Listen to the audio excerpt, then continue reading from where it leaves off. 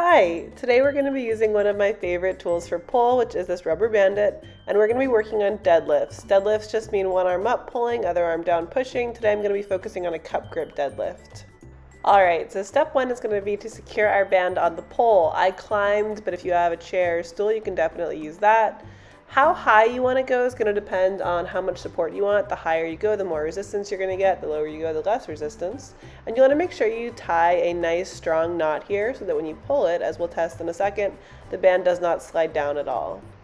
Now before we get into more difficult moves, you'll want to test this on a move you're already familiar with. So if you're attempting a deadlift, you're probably familiar with inverting. So for that, I'm going to hook the band around my knee pit. And I really want to let the band help me as I crunch up and come into my straddle.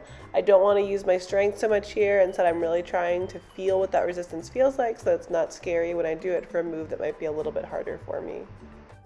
So to secure the band around yourself for our deadlift, I'm going to try to put it around my knee pit. And getting into this is just never graceful, so if you can do that, congratulations. Then I'm going to hop away from the pole to create a little bit more tension.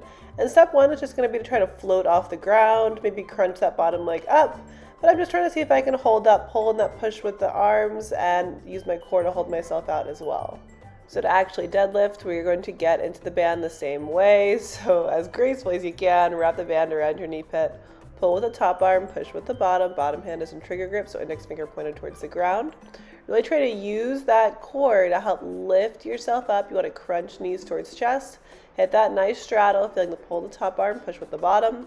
Then I want to resist down, and I want to try to find that nice floating position before I exit onto the ground as well here.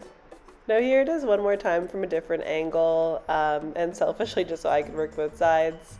As a note, if you have that band closer towards your hip, it's going to be a little bit more challenging because you'll have less resistance.